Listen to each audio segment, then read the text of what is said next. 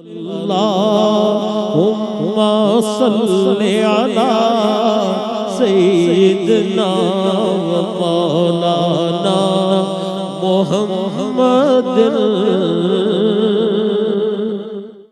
بسم اللہ الرحمن الرحیم، الحمدللہ رب العالمین والصلاة والسلام علی خاتم النبیین۔ ناظرین محترم، السلام علیکم ورحمۃ اللہ وبرکاتہ۔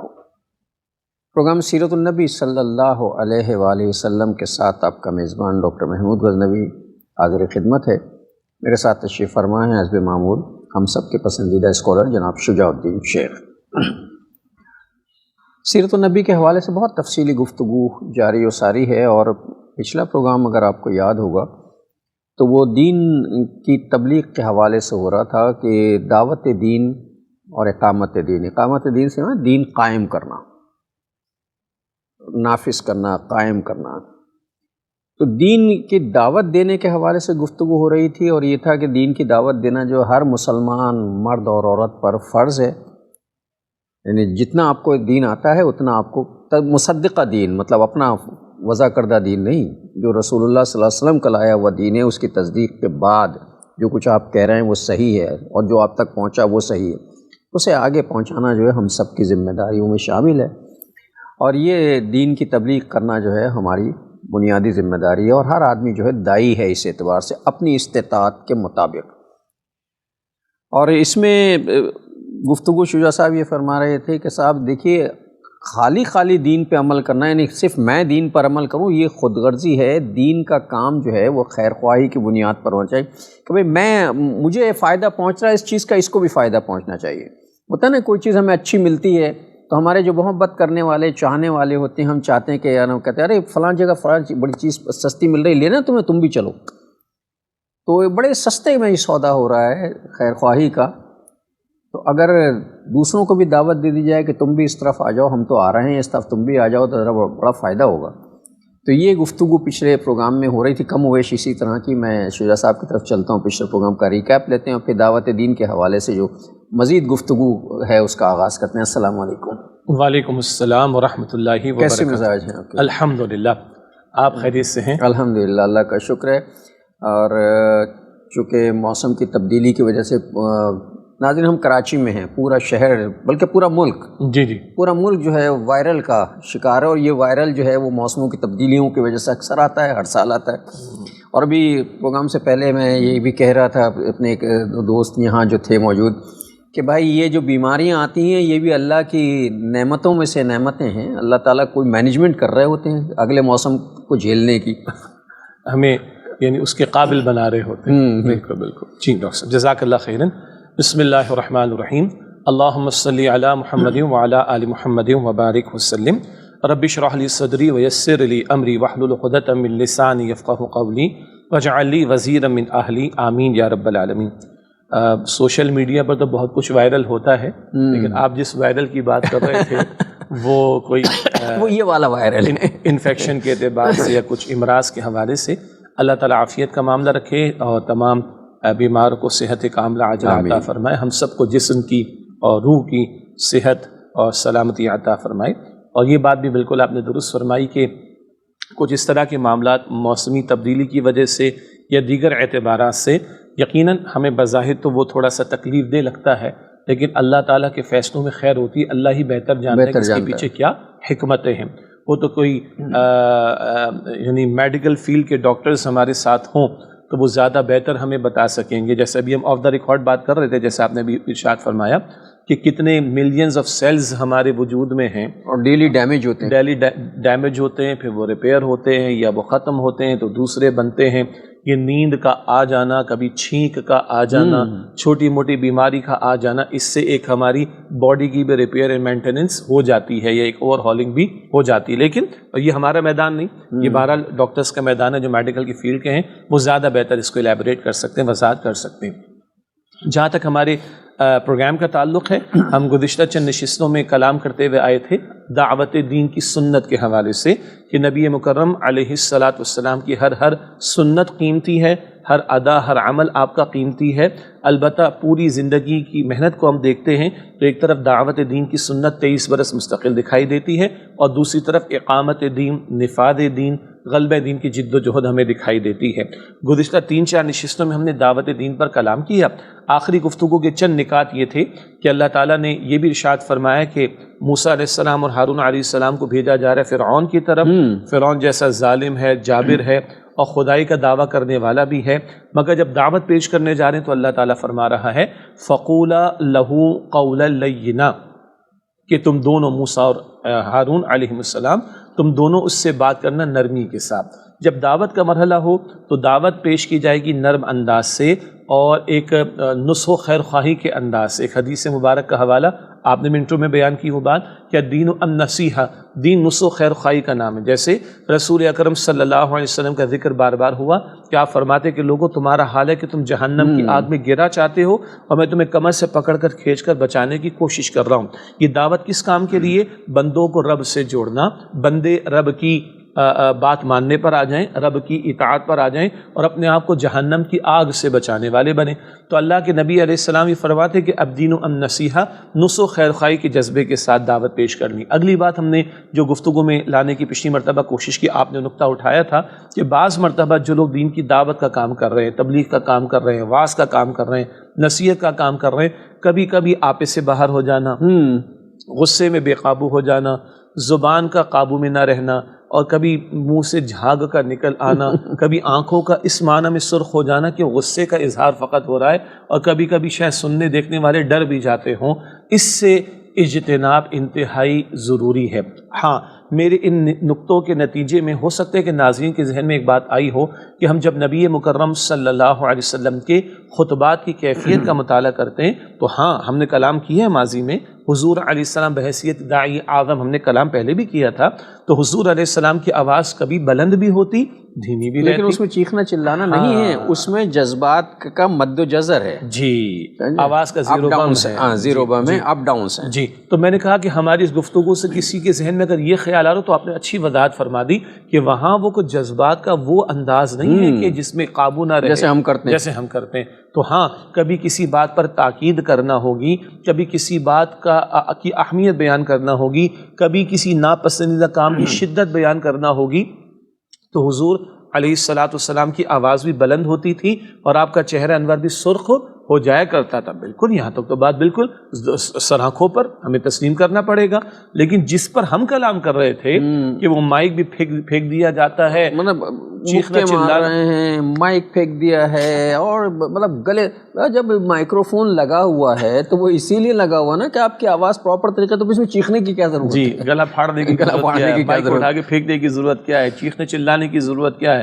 تو یہ ہم پچھلی مرتبہ کلام کر رہے تھے کہ نہیں، ایک داعی کو جو ہے وہ ایک تحمل کا بھی مظاہرہ کرنا ہے اور جذبات کو بھی قابو میں رکھنا ہے۔ جہاں ضرورت ہوگی آواز بلند بھی ہوگی، جذبات کا اظہار بھی ہو جائے گا، لیکن جذبات میں بے قابو ہو جانا، چیخنا چلانا، گلے پھاڑنا، مائک اٹھا کر پھینک دینا، اچھل کود کرنا، اللہ معاف کرے، جی، دوسروں پر گویا کہ غالب آنے کی کوشش کرنا، گویا کہ ابھی ان کے اوپر ہی جو ہے وہ چھلانگ لگا کے یہ کیفیات، یہ غلط باتیں ہیں، اس سے ہمیں اجتناب کرنا چاہیے۔ اور جس کے پاس دلیل ہوا کرتی ہے وہ دلیل میں وزن ہوتا ہے، چیخنے چلانے میں وزن نہیں ہوا کرتا۔ سورہ لقمان ہے قرآن پاک میں، سورہ لقمان کے دوسرے رکوع میں حکیم لقمان کی وصیتوں کا ذکر جو انہوں نے اپنے بیٹے کو کی تھی، اور اتنی قیمتی وصیتیں کہ قرآن پاک میں نقل کی گئی۔ آخری بات پتہ کیا تھی؟ انہوں نے اپنے بیٹے سے کہا کہ بیٹا آواز کو چیخنے چلانے کی طرف مت لے کر جانا، ان انکر الاصوات لصوت الحمیر، بے شک سب سے بری آوازوں میں سے یقیناً گدھے کی آواز ہے۔ تو چیخنا چلانا اگر دلیل ٹھہرا تو سب سے بڑا دلیل والا تو گدھا ہو جائے گا۔ تو یہ چیخنا چلانا نہیں ہے، دلیل سے کلام کرنا چاہیے۔ اصل میں یہ جو کمیونیکیشن ٹیکنیکس پڑھائی جاتی ہیں، جیسے کمیونیکیشن اسکلز ہم کہتے ہیں، ابلاغی طریقے جو ہیں گفتگو کرنے کے، اس میں یہ سب چیزیں منع ہیں، چیخنا چلانا، اس میں ہوتا ہے کہ بہت ہی اپ ڈاؤنس جو ہیں وہ آنے چاہیے۔ ظاہر ہے بالکل سپاٹ گفتگو بھی نہیں، میں ایک ہی لہجے میں گفتگو کرتے چلے جا رہے ہوں، کسی پہ اثر ہی نہیں کرتی۔ جذبات کا اظہار ہوتا ہے لب و لہجے کے ساتھ، زیرو بم کے ساتھ۔ جیسے رسول اللہ صلی اللہ علیہ وسلم کبھی گفتگو کرتے ہوئے کچھ ایسے مرحلے آتے جہاں آپ جذبات کا اظہار کرتے تھے تو آپ کے لہجے میں بلندی بھی آتی تھی، تھوڑی سی چیخنے کی حد تک نہیں آتی تھی، بلندی آتی تھی۔ جذبات کا اظہار چہرے سے، اس کو ہم کہتے ہیں نا فیس پہ جو کمیونیکیشن ہو رہا ہوتا ہے، فیس کے ذریعے، فیس ٹو فیس کمیونیکیشن۔ اور ہمارے آدھے جذبات جو ہیں ہمارے باڈی لینگویج ہے، یہ ہماری باڈی لینگویج ہے، ہمارا چہرے کا بدل جانا، رنگ بدل جانا، باڈی لینگویج ہے یہ، اس کو ہم بدن بولی کہتے ہیں۔ آدھی گفتگو ہم زبان سے کرتے ہیں، آدھی گفتگو ہم جو ہیں وہ بدن بولی کے ذریعے یا جسم کے ذریعے، باڈی لینگویج کے ذریعے کرتے ہیں۔ یہ کمیونیکیشن اسکلز کا حصہ ہے، لیکن اس میں جو سب سے اہم ترین چیز ہوتی ہے وہ ہے تحمل مزاجی، اور رسول اللہ صلی اللہ علیہ وسلم نے ہمیں جو توازن و تحمل سکھایا ہے اس کا کوئی بدل نہیں ہے۔ بالکل بالکل، اللہ تعالیٰ لقد کان لکم فی رسول اللہ اسوۃ حسنہ فرما رہا ہے نا۔ افراد و تفرید تو غیر پسندیدہ باتیں ہیں، معتدل راہ پر ہونا یہ پسندیدہ بات ہے، اور اعتدال کی بہترین مثال امام الانبیاء صلی اللہ علیہ وسلم کی حیات طیبہ۔ اور امت کو کیا کہا گیا؟ امتوں وسطن، وسط کہتے ہیں بہترین کو بھی، وسط کہتے ہیں درمیان کو بھی، اور وسط کہتے ہیں معتدل کو بھی۔ یہ امت افراد اور تفرید یعنی انتہا پسندانہ طرز عمل اور طرز فکر سے محفوظ رکھی گئی، اور اس کو اعتدال اللہ تعالیٰ نے عطا فرمایا۔ تو افراد و تفرید سے بچتے ہوئے اعتدال کی راہ پر رہنا، اس امت کا تو ٹائٹل ہی یہی ہے کہ یہ امت وسط قرار دی گئی سورۃ البقرہ کی آیت نمبر 143 میں۔ ابھی صاحب فرما رہے ہیں یہ معتدل امت جو ہے قرار دی گئی ہے، قرآن کے مطابق اعتدال والی امت قرار دی گئی ہے۔ درمیان کا مطلب یہ ہوتا ہے متوازن، درمیان والی امت قرار دی گئی ہے۔ ہم اپنا جائزہ لیں سوسائٹی میں، چونکہ سیرت کا پروگرام ہے اور میں تو سوسائٹی کے حوالے سے گفتگو کرتے ہیں کہ اس کا مقصد ہی یہ پروگرام کا کہ ہم اپنا جائزہ لیں کیا کر رہے ہیں۔ کہیں ہم معتدل نظر آتے ہیں تو وہ ہماری اعتدال تو ہمیں نظر نہیں آتا۔ اصل میں یہ طرز عمل پائیدار بھی نہیں ہے نا۔ اچھا، اس کا وجہ شاید میری ذاتی رائے ہے، شاید اس کی وجہ یہ ہو کہ کم علمی ہے، جہاں علم ہوتا وہاں یہ سب کچھ چیزیں نہیں آتی، کیونکہ علم پچھلے پروگرامز میں ہم نے بات کی ہے، علم پیدا کرتا ہے، علم بھی پیدا کرتا ہے، عاجزی پیدا کرتا ہے، ٹھہراؤ عطا کرتا ہے، اور اعتدال بھی عطا کرتا ہے۔ جب آدمی کے پاس کہنے کے لیے کچھ ہوگا تو اس کے بعد ان فضول کاموں کے لیے ٹائم نہیں ہوگا، وہ چیخ بھی رہا ہے، مکے بھی مار رہا ہے، اور دہاڑ بھی رہا ہے، اور مجمع کو بھی، اس کو کہنے کے لیے اتنا اس کو ٹائم کم پڑ جائے گا۔ جی، اور اگلی بات یہ کہ جب علم کی بنیاد پر کلام ہوتا ہے نا تو پھر دلیل آتی ہے، اور دلیل بندے میں بھی مجمع میں بھی ٹھہراؤ پیدا کرتی ہے۔ جذبات کی نفی ہم نہیں کر رہے، جہاں مطلوب ہوگا دین کے جذبات وہ بھی اظہار ہوگا، اس کی کوئی معاذ اللہ نفی نہیں، لیکن یہ بھگدڑ مچ جائے اور چیخ و پکار لگ جائے، یہ طرز عمل درست نہیں۔ ایک وقفہ لے لیں ناظرین، پھر آ کے بات کرتے ہیں انشاءاللہ۔ السلام علیکم ورحمۃ اللہ وبرکاتہ، ویلکم بیک ناظرین۔ وقفے کے بعد پروگرام سیرت النبی صلی اللہ علیہ وآلہ وسلم میں آپ کا خیر مقدم ہے۔ سیرت کا پروگرام کرتے ہیں تو بہت سی چیزیں سامنے آتی ہیں، رسول اللہ کی پوری حیات طیبہ جو ہے وہ ہمارے سامنے ہے، کہ گماں تھے ایسے کہ آثار تک یقین کے نہ تھے، اور حضور آپ نہ ہوتے تو ہم کہیں کے نہ تھے۔ ہم نے جو کچھ بھی سیکھا رسول اللہ صلی اللہ علیہ وسلم سے سیکھا، چونکہ رسول اللہ نے جو کچھ بھی سیکھا انہیں اللہ تعالیٰ نے سکھایا۔ چنانچہ رسول کی بات کو ماننا ہی دراصل میں اللہ کی بات ماننا، من یطع الرسول فقد اطاع اللہ۔ بجا بالکل۔ تو ہم بریک سے پہلے بات کر رہے تھے ڈاکٹر صاحب مجموع کے حوالے سے، اور میں عرض کرنا چاہ رہا تھا کہ یہ پائیدار طرز عمل نہیں۔ اگر ہمارے سامعین اور ہمارے مقتدی بھی کہہ لیں، ہمارے کسی کے فالوورز بھی کہہ لیں، اگر ہم ان کی ذہن سازی نہیں کر رہے، اگر فکری تربیت نہیں کر رہے، قلبی تربیت نہیں کر رہے، اور سالڈ صحیح بنیادوں پر فکر کو پروان نہیں چڑھا رہے، تو وقتی طور پر کسی جذبات میں آ جانا یہ ممکن ہے، اور جذبات میں آ کے کچھ کر جانا یہ بھی ممکن ہے، مگر اس کے بعد ان کو سنبھالنا ممکن نہیں ہوتا۔ اور کبھی ایک جذباتی کیفیت میں ایک طرز عمل آتا ہے، اور جیسے وہ کہتے ہیں نا گیسز والی سافٹ ڈرنکس ہوتی ہیں، کسی کا نام لینے کی ہمیں ضرورت نہیں، تو ہم جب باٹل کھولتے تو ایک دم سے جھاگ آتا ہے اور سارا بیٹھ جاتا ہے۔ تو یہ بھی کیفیت اگر فکری بنیاد پر، قلبی بنیاد پر تربیت نہ ہو رہی ہو دلائل کے ساتھ، تو پھر وقتی جذباتیت پھٹتی ہے اور اتنی ہی تیزی کے ساتھ وہ بیٹھ جاتی ہے۔ کوئی پائیدار طرز عمل، کوئی پائیدار تبدیلی، کوئی پائیدار انقلاب ایسی جذباتی کیفیات کے ساتھ برپا نہیں ہو سکتا۔ اصل میں ہر چیز کا ایک نیچرل پروسیس ہوتا ہے، مطلب گریجولی ہر چیز ہوتی ہے آہستہ آہستہ. وہ نیوٹن کا قانون ہے نا, ہر عمل کا ایک رد عمل ہوتا ہے. گیند کو آہستہ سے زمین پہ پھینکے تو وہ آہستہ سے آتی ہے, زور سے پھینکیں ذرا زور سے آتی ہے, جتنی طاقت سے پھینک اسی طاقت سے وہ واپس آتی ہے. تو جو یہ جذبات ہیں, جس جذبات کی مطلب اچانک آپ کو تبدیلی آئی اور آپ میں کوئی جذباتی ہو گئے, جذباتی ہو کے آپ نے داڑھی رکھ لی, اور داڑھی رکھ کے آپ جو ہر وقت مصلے پہ کھڑے ہو گئے اور آپ نے کہا جی بس ساتھ دنیا تجدی میں نے ساری, یہ چونکہ آپ نے جذبات میں فیصلہ کیا تھا. کچھ دن کے بعد پھر آپ جب یہ جذبات ٹھنڈے ہونا شروع ہوں گے پھر آپ کو احساس ہوگا, پہلے آپ مصلے سے ہٹیں گے, پھر اس کے بعد آپ گچے دے دے کر وقفے دے دے کر نمازیں پڑھنا شروع کریں گے, پھر ایک وقت آئے گا داڑھی آپ کی آہستہ کم ہوتی جائے گی, ہوتی جائے گی, ہوتی جائے گی, اور اس کے بعد پھر یہ ہوگا کہ شاید وہ بالکل اللہ نہ کرے ختم ہی ہو جائے گی. چونکہ یہ ایک جذبات تھا, نیوٹن کا قانون تھا, جس تیزی سے آپ آئے تھے اسی تیزی سے آپ لوٹ گئے. ہاں اگر آپ سوچ کے سمجھ کے اعتدال سے, نہیں مجھے دین پر عمل کرنا چاہیے, اللہ کے رسول کی سنت ہے, یہ میری بخشش کا ذریعہ بنے گی, یہ حضور سے محبت کا ذریعہ بنے گی, جب آپ اپنے آپ کو سنبھال لیتے ہیں اور کنونس کر لیتے ہیں تو پھر وہ چیز پائیدار ہوتی ہے. جی, اسی لیے میں نے ایک لفظ استعمال کیا تھا, فکری تربیت. تو تربیت کا لفظ بڑا پیارا ہے. تربیت سے ہی لفظ ربوبیت بنتا ہے, اسی سے لفظ رب بنتا ہے. اچھا, اب ربوبیت کیا ہے؟ عربی اسلوب کے اعتبار سے انشاء الشیء حالا فحالا الی حد تمام, کسی شے کو درجہ بدرجہ پروان چڑھاتے ہوئے تدریجاً اس کی انتہا تک پہنچانا, یہ ہے تربیت کا عمل. اچھا, آج رب حقیقی تو اللہ سبحانہ و تعالیٰ, ماں کے بطن میں ایک قطرے کے معمولی جز سے بچے یا بچی کی تخلیق کا عمل شروع کرنے والا رب بتدریج اس کو, یعنی نطفہ, علقہ, مضغہ, عظام, لحمہ, قرآن کریم میں یہ سٹیجز کا ذکر آتا ہے نا ایمبریولوجی کے فیلڈ کے اعتبار سے, کہ ایک نطفہ ہے, قطرہ ہے, علقہ ایک لٹکتی شے ہے, مضغہ ایک بوٹی ہے, عظام ہڈیاں ہیں, لحمہ اس پر اللہ گوشت چڑھاتا ہے. یہ درجہ بدرجہ جو ہے وہ تخلیق انسانی کا عمل, پھر ماں کے بطن سے بچے کا باہر آنا, پھر اس چھوٹے بچے کا لڑکپن, بلکہ بچپن, پھر لڑکپن, پھر نوجوانی, پھر جوانی, یہ تدریج کا عمل ہے جو ہم سب مشاہدہ کر رہے ہیں اور اس سے گزر کر بھی ہیں. یہ ربوبیت کا طرز عمل ہے.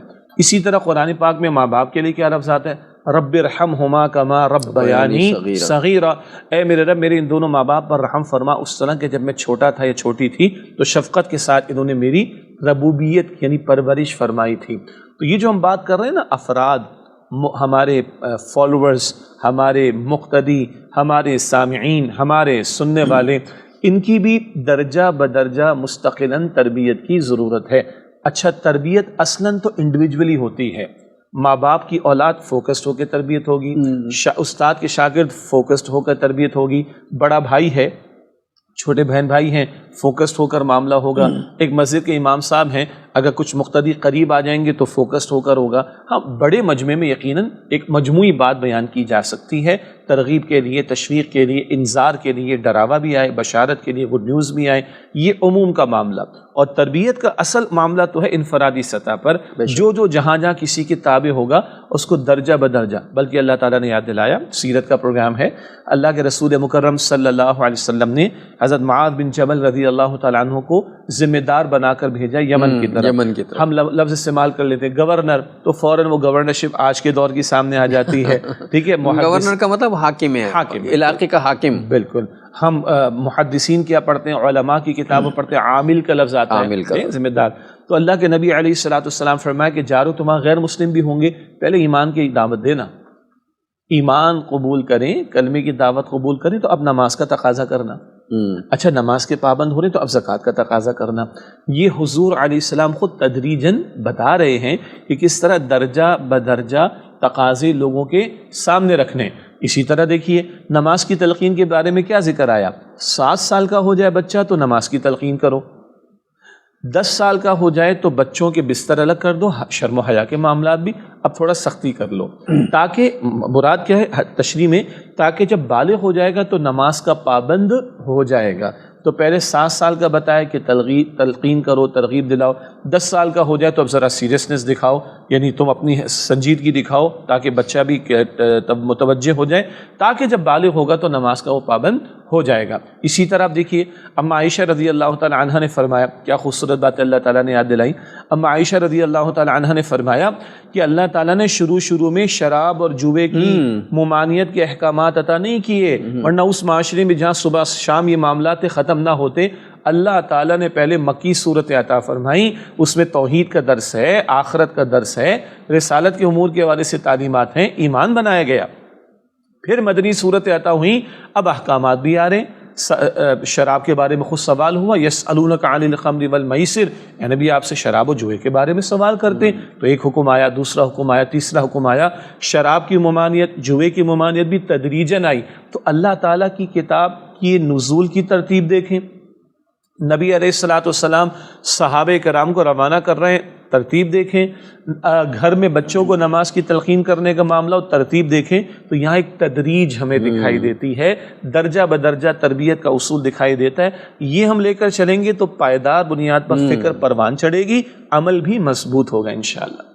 پہلے ماحول ہم آواز کیا جاتا ہے، تب کہیں نغمے کا آغاز کیا جاتا ہے۔ ہاں ماشاءاللہ، ڈاکٹر صاحب مقرر تو پہلے ماحول ہم آواز کیا جاتا ہے، تب کہیں نغمے کا آغاز کیا جاتا ہے، ورنہ کوئی سنتا ونتا نہیں ہے۔ صحیح بات۔ رسول اللہ صلی اللہ علیہ وسلم نے جس ماحول میں نغمے کا آغاز کیا تھا، وہ ماحول سننے والا تھا ہی نہیں، کوئی سننے کو تیار نہیں تھا۔ آپ نے بتدریج لوگوں کے ذہن بدلے، آہستہ آہستہ آہستہ ایسا ذہن بدلے، اور پھر ان میں جو تبدیلی لائے وہ ایسی پائیدار تبدیلی جس کا آج تک ہم تذکرہ کر کے آج بھی کہتے ہیں کہ وہ مثالی لوگ تھے۔ تو یہ اتنا آسان تو نہیں تھا۔ پانی پہلے پلا دینے پہ جھگڑا، کہیں گھوڑا آگے بڑھا دینے پہ جھگڑا، اور قبیلے کے قبیلے تباہ ہو جاتے تھے جنگوں میں، اور باز نہیں آتے تھے۔ اگر یہ جذباتی تبدیلی ہوتی تو رسول اللہ صلی اللہ علیہ وسلم کے بعد وہ سارے کے سارے واپس لوٹ گئے ہوتے، لیکن اس کے بعد بھی حضرت ابوبکر فرماتے ہیں کہ رسول اللہ تمہارے درمیان نہیں ہیں تو کیا تم دین سے پلٹ جاؤ گے؟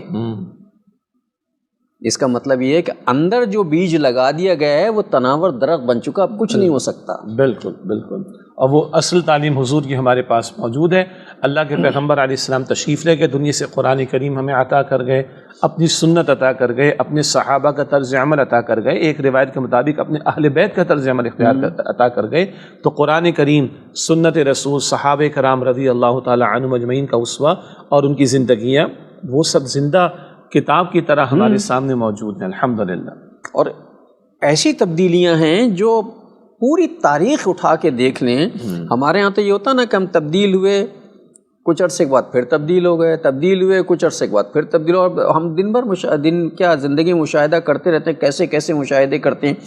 رسول اللہ کی تربیت میں جو بھی آیا اور جو دین کی طرف آیا وہ پھر زندگی بھر پلٹ کے نہیں گیا کبھی۔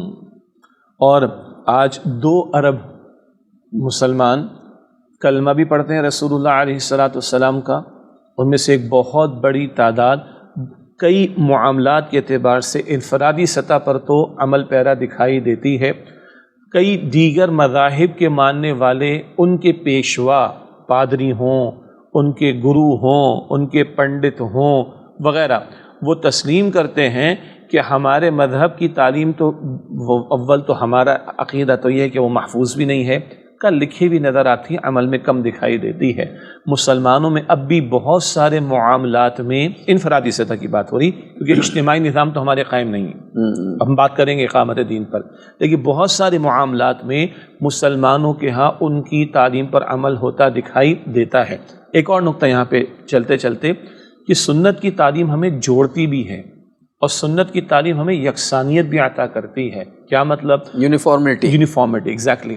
پوری دنیا میں مسلمان کسی بھی کونے میں کھڑا ہوگا نماز کے وقت تو وہ قبلہ رخ ہو کر نماز ادا کرے گا، باوضو ہو کر نماز ادا کرے گا، ظہر کے 4 فرض ہی ادا کرے گا، ہر رکعت میں ایک ہی قیام کرے گا، ہر رکعت میں ایک ہی رکوع کرے گا، ہر رکعت میں 2 ہی سجدے کرے گا، پہلے قیام کرے گا، پھر رکوع کرے گا، پھر سجدے کرے گا۔ ہم پہلے بھی بات کر چکے ہیں، باقی ہاتھ اوپر نیچے ہو گیا پریشان نہ ہو، یہ فنیشنگ ٹچ والی بات ہے، بیسک اسٹرکچر ہمارا سیم ہے۔ سنت نے یہ یکسانیت اور یونیفارمٹی عطا کی۔ سنت کی تعلیم کو ہٹا دیں، میرا جس طرف دل کرے گا شاید میں منہ پھیر لوں گا، میں چاہوں گا پہلے رکوع کر لوں گا، پھر قیام کر لوں گا، پھر سجدے کر لوں گا، 4 سجدے کر لوں گا، نہ، ہر مسلمان ایک ہی یونیفارمٹی کے ساتھ نماز میں کھڑا ہوتا ہے۔ ایک اور سادہ مثال لے لیں، پوری زمین پر کسی مسلمان گھرانے میں بچہ پیدا ہو جائے، پوری زمین پر کہیں بھی، وہ کیا کرے گا؟ اس کے کان میں اذان دے گا، بچے کے کان میں 7ویں دن عقیقہ کرے گا، اور جو بنیادی تعلیمات ہیں، یہ یونیفارمٹی کہاں سے آ رہی؟ یہ سنت رسول نے ہمیں عطا کی صلی اللہ علیہ وسلم، اور کہاں تک عطا کی؟ یعنی بچے کے دنیا میں آنے سے پہلے سے لے کر، بچے کے دنیا میں آنے سے پہلے سے لے کر بندے کے دنیا سے جانے کے بعد تک کی تفصیلی ہدایات سنت کی تعلیم میں ہمیں ملتی ہے۔ ناظرین ایک وقفہ لینے پھر آ کے انشاءاللہ بات کریں۔ السلام علیکم ورحمۃ اللہ وبرکاتہ، ویلکم بیک ناظرین۔ وقفے کے بعد پروگرام سیرت النبی صلی اللہ علیہ وآلہ وسلم میں آپ کا خیر مقدم ہے۔ نبی کریم صلی اللہ علیہ وسلم کی سیرت طیبہ کے حوالے سے گفتگو جاری و ساری ہے، اور یہ خود ایک بہت بڑا معجزہ ہے کہ نبی کریم صلی اللہ علیہ وآلہ وسلم کی حیات طیبہ اسی طرح محفوظ ہے جس طرح اللہ تعالیٰ نے اپنے کلام قرآن حکیم کو محفوظ کیا۔ اللہ تعالیٰ نے قرآن حکیم کی حفاظت کا ذمہ خود لے لیا، اور رسول اللہ صلی اللہ علیہ وسلم کی حیات طیبہ کو جمع کرنے اور اس کی حفاظت کرنے کی ذمہ داری جو ہے امت پہ بھی رکھی اور خود بھی لے لی، چونکہ قرآن میں جگہ جگہ جب یہ حضور صلی اللہ علیہ وسلم کی اطاعت کا حکم دیا گیا اور یہ کہا گیا کہ تمہارے لیے بہترین نمونہ جو ہے رسول اللہ کی حیات طیبہ، تو حیات طیبہ محفوظ ہوگی تو اس پر عمل ہوگا نا، اور اللہ کا شکر ہے کہ حیات طیبہ کا ایک ایک لمحہ محفوظ ہے۔ اور یہ تسلیم کرنے والے صرف مسلمان نہیں ہیں، یہ بات تسلیم کرنے والے غیر مسلم، اور یہ حیرت انگیز بات ہے، مطلب کسی بشر کی، اللہ کے رسول اللہ کے بشر ہیں، اللہ کے نبی کریم صلی اللہ علیہ وسلم خاص بندے ہیں، نوازے ہوئے بندے، کسی بندے کی زندگی کا ایک ایک لمحہ محفوظ کرنا، جبکہ یہ بھی نہ پتہ ہو کہ یہ پیغمبر ہوں گے، کہاں سے؟ تو یہ خالصتاً ایک معجزہ ہے جو اللہ کی طرف سے ہے کہ آپ کی حیات طیبہ کو محفوظ کروایا گیا۔ اور مستند ذرائع سے رسول اللہ علیہ السلام کی حیات طیبہ کی ایک ایک ادا آج امت کے پاس موجود ہے، نمبر 1 مستند ذرائع سے۔ نمبر 2 اللہ کے رسول علیہ السلام کی احادیث اور آپ کے اقوال، اعمال، افعال کو نقل کرنے والے جو نریٹرز ہیں، راوی جنہیں ہم کہتے ہیں، ان کی زندگیاں بھی محفوظ ہیں۔ یہ وہ کرامت ہے، ہاں، کیوں کہ محفوظ رکھنا تھا حضور کی تعلیم کو صلی اللہ علیہ وسلم، تو حضور کی تعلیم کو منتقل کرنے والوں کی زندگیوں کو بھی اللہ تعالیٰ نے محفوظ فرما دیا۔ اور غیر مسلموں، گبن مشہور ایک محرخ ہے، اور وہ کہتا ہے، وہ بھی اور بعض اور اسپرنگر معاف کیجیے گا، ایک جرمن مورخ ہے، کہتا ہے کہ اسماء الرجال، یہ ٹرمینالوجی ہے ہمارے محدثین کی، مسلمانوں کا علم ہے جی، اسماء ناموں کو کہتے ہیں، رجال افراد کو کہتے ہیں۔ افراد کے نام مراد وہ افراد جنہوں نے رسول اکرم علیہ السلام کی احادیث کو نقل کیا۔ اسپنگر کہتا ہے کم سے کم 5 لاکھ افراد کے حالات زندگی مسلمانوں کے پاس محفوظ ہیں، کم از کم 5 لاکھ۔ یہ 5 لاکھ کون ہیں؟ دور اول صحابہ کرام کا دور، تابعین کا دور، تبع تابعین کا دور، پھر محدثین کا دور، ان کے بعد فقہاء محدثین کا، ان ادوار میں یہ ہزاروں کی تعداد بنتی ہے کہ جن کی زندگیاں محفوظ ہیں۔ اور حد یہ ہے، یہ بڑا دلچسپ موضوع ہے، حد یہ ہے کہ ایک ایک راوی کے بارے میں یہ بھی نقل کیا گیا کہ وہ جھوٹا تو نہیں تھا، وہ بتائیے معاشرت میں اتنا بڑا معاملہ کہ جھوٹ، معاشرت تو 24 گھنٹے کی ہے، جی، یہ دغا باز تو نہیں تھا، یہ چیٹنگ تو نہیں کرتا تھا۔ امام بخاری رحمۃ اللہ علیہ کے بارے میں مشہور ہے، ایک روایت ان کے پاس موجود تھی، مگر اس روایت کی ایک چین ان کے پاس تھی، ABCD مثال سمجھانے کے لیے، مگر ان کو معلوم ہو کہ ایک اور چین بھی اس روایت کی ہے، XYZ۔ ان میں سے ایک صاحب سے ملنے کے لیے کہا جاتا ہے 1 مہینے کا سفر کر کے وہ گئے، پتہ چلا کہ وہ صاحب کہیں اپنے جانور کو کچھ کھلانے پلانے کے چکر میں دور سے دیکھا تو ایک صاحب ایسا ٹوکرا لے کر کھڑے ہوئے ہیں اور اپنے گھوڑے کو بلا رہے ہیں۔ جب گھوڑا آگے، انہوں نے گھوڑے کو پکڑ کے باندھ دیا، ٹوکرے کو سائڈ میں کر دیا، ٹوکرے میں کچھ نہیں تھا۔ لکھا ہے کہ امام بخاری رحمۃ اللہ علیہ نے ادھر سے ہی اپنی سواری موڑ لی کہ یہ بندہ تو دھوکہ دے رہا ہے، دھوکہ دینے والا ہے، جانور کو دھوکہ دے رہا ہے، تو اس کی، اور جانور کو دے رہا ہے، اس کی بات ہم قبول نہیں کریں گے۔ اور حد یہ ڈاکٹر صاحب، یعنی یقیناً ہمارے دیگر علماء کے پروگرام سے بات کبھی ڈسکشن میں آئی ہو، کبھی کبھی ایک بیٹے نے بھی اپنے باپ کے بارے میں کہہ دیا کہ میرے باپ کی بات نہ سننا، میرا باپ جھوٹا ہے۔ کیوں؟ کس کی بات نقل ہونے والی ہے؟ رسول اللہ علیہ الصلوۃ والسلام کی. باپ کو بھی نہیں چھوڑا کہ میرے باپ کی بات کو نہ سننا، میرا باپ جھوٹا ہے. ابا کا ادب سر آنکھوں پر، مگر پیغمبر کی روایت نقل کرنے کے معاملے میں میرے ابا کی بات قبول نہ کرنا، میرے ابا جھوٹے ہیں. اللہ اکبر کبیرہ. تو یہ غیر مسلم بھی تسلیم کرتے ہیں کہ یہ تو لاکھوں ہیں جن کی زندگیاں، ان کا کریکٹر، کیونکہ محدثین دیکھتے ہیں کہ جس کی روایت آ رہی ہے وہ صاحب کردار کی نہیں، ہر ہما شما کی بات قبول نہیں کی جاتی. تو یہ ہے پوری فیلڈ ہے جس کو اسماء اور رجال کہتے ہیں. اگر ان لوگوں کی زندگیاں کھنگال دی گئیں اور محفوظ ہیں تو امام الانبیاء صلی اللہ علیہ وسلم کی زندگی کس قدر محفوظ ہوگی. بلکہ مجھے کہنے دیجئے، میں اور آپ اپنے والدین کو اتنا نہیں جانتے، دادا کے بعد تو پردادا کا نام بھی نہیں پتہ لوگوں کو. ہم اپنے ابا کی پرائیویسی کی باتوں کو نہیں جانتے، مگر امام الانبیاء کی گھر کی باتیں بھی ہم تک پہنچی. کیوں؟ گھر کا اسوہ بھی امت کے سامنے رہے.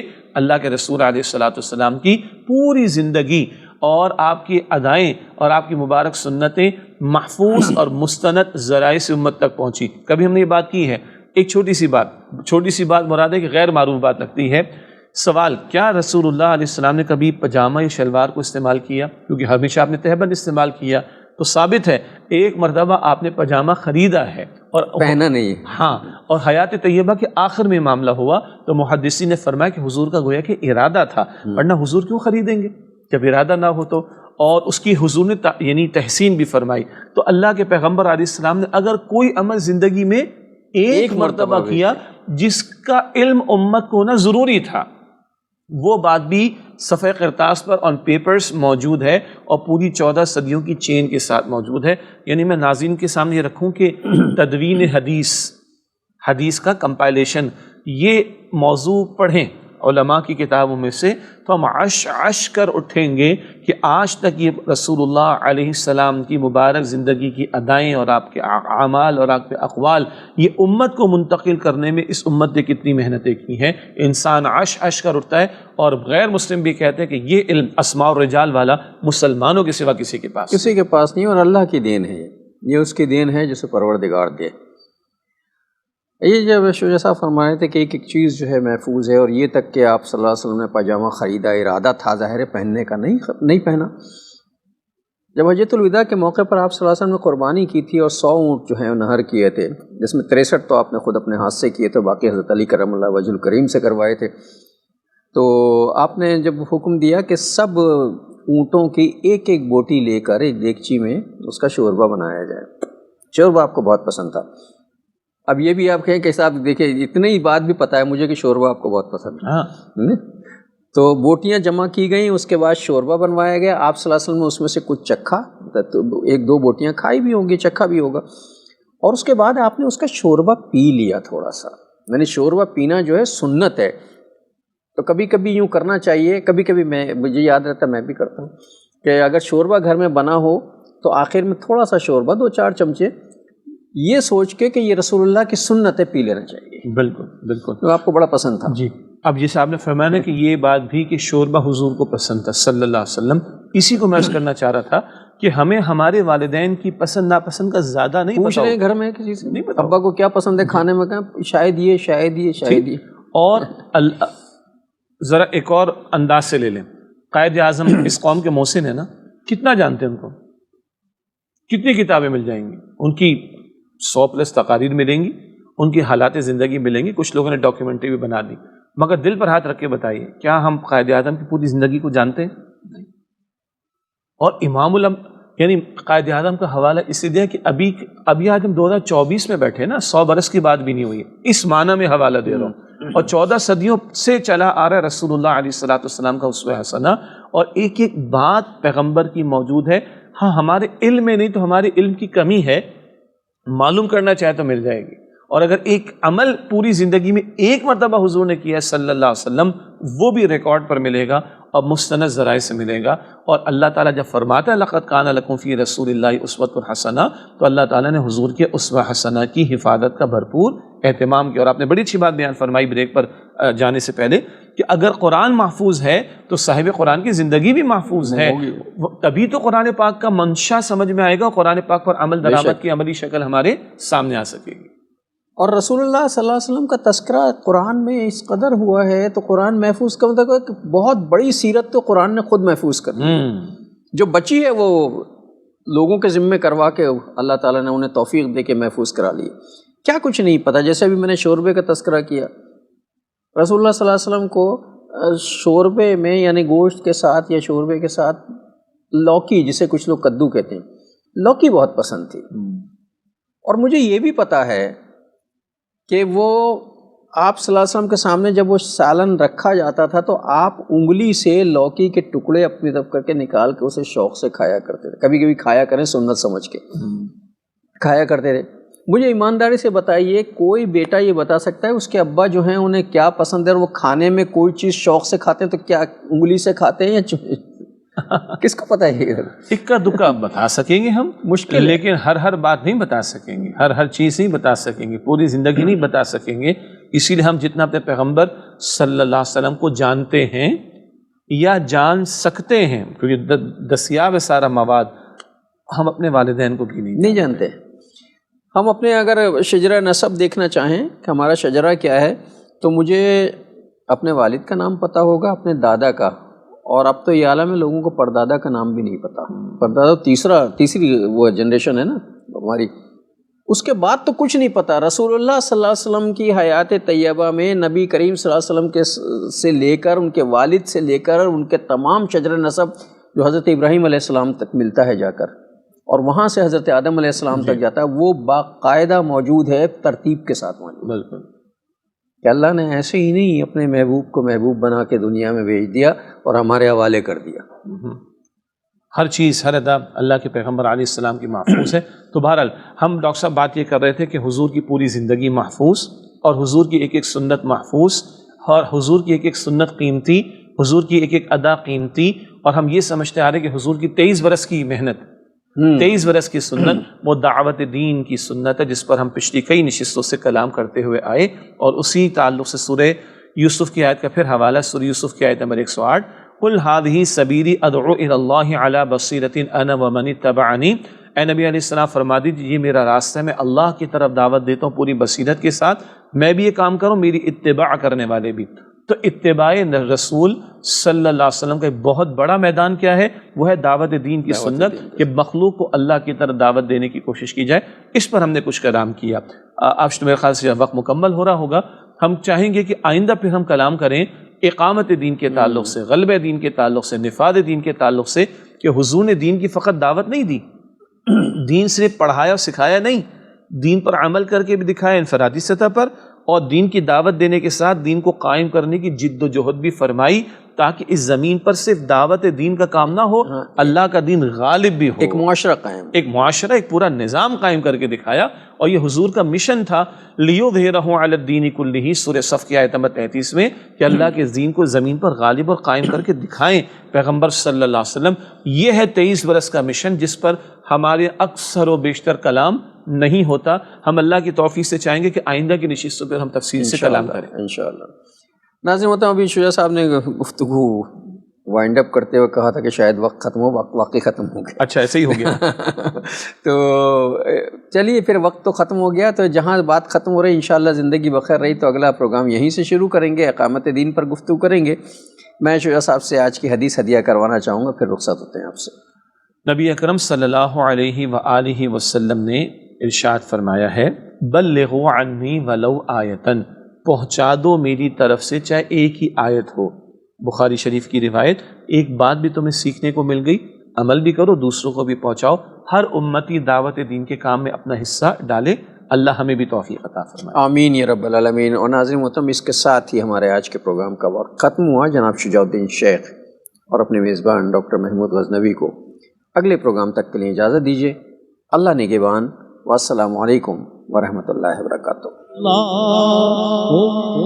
صلی علی سیدنا و مولانا محمد, ما صلی علی سیدنا و مولانا محمد وعلی آلہ